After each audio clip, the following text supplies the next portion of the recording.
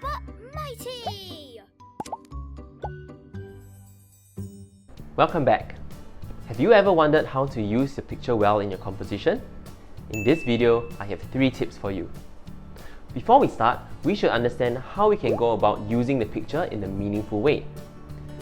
If we want to use the picture in a meaningful way, this means that the picture should be the focus of our story. In other words, our story should revolve around the picture. With that out of the way, let's go ahead to look at the 3 tips. Tip 1.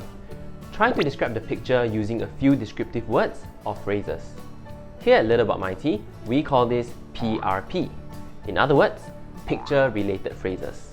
These are phrases that are related to the picture. Let's look at an example. Let's say your picture provided is the picture of a dog. Now, if the dog looks something like this, we would assume it's something closer to that of a German Shepherd. In that case, make sure that your story isn't about a tiny dog like a Chihuahua or a Shih Tzu. Let's say you have been given a picture of an aggressive-looking canine. You can use these words and phrases to describe it. Number 1. A fierce dog with brown and disheveled fur. Number 2. The dog bore its razor-sharp teeth. Number 3. The dog growled aggressively. Using these phrases helps readers to imagine a very fierce German Shepherd in their minds, just like the one in the picture provided. Tip number 2. Try to use actions or feelings related to the picture. So, how can we go about doing this? We can first think of how our character interacts with the picture, especially if the picture is an inanimate object. Let's look at an example. Let's say the picture you're trying to describe is a torchlight. Think about how your character can interact with that object. For example, did he curl his fingers around the torchlight tightly as he explored a dark alley? Or did he wave his torchlight around to illuminate his surroundings, leading to a discovery of something exciting? Doing so helps you to draw attention to the picture. Now, another way we can do this is to describe the feelings that our character has towards the picture. Let's say the picture provided is of an abandoned house. Instead of just describing how the house looks like, for example, creaky floorboards or dimly lit corridors, spend some time describing how the house made the character feel. Perhaps, as he tiptoed through the house, he felt a sense of dread or fear seize him. Similarly, when you do this, you draw attention to the picture provided and ensure that it is used properly in your story. Tip number 3. Try to mention the picture in more than one part of the story. Many times, when we write a composition, we tend to only use the picture in one part of our story. However, this means that the picture is not being used to its full potential.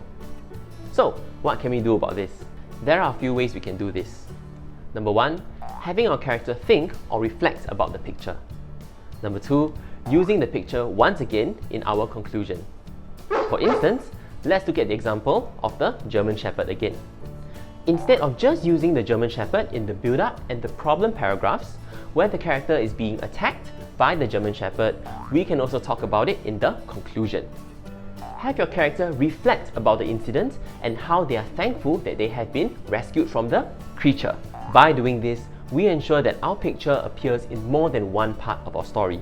Therefore, this means that while you're choosing the picture to use in your story, try to pick a picture that you can use in multiple parts of your story. Bonus tip.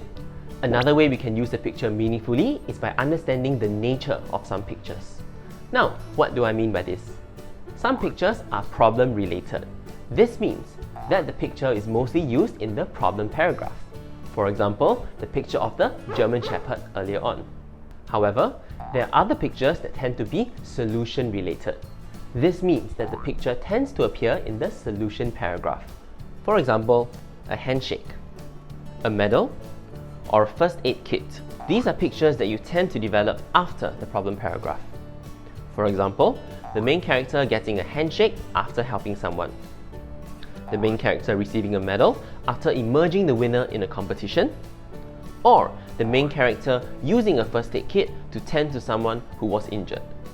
Knowing that these pictures take place in the solution paragraph of our story means we need to allocate enough time to writing about it. If we spend too long in the first half of our story, we may not have enough time to develop our picture. At the end of the day, remember that your picture should be central to the story. This means that if I were to take the picture out of your story should no longer make sense. If your story still runs perfectly fine even without the picture, that means you may have to look at your plot once again. So we've come to the end of the video. I hope that you've learned much about using the picture meaningfully in the story. Do try to use these tips as much as possible. Till then, happy writing! If you have been enjoying our content, be sure to like and subscribe.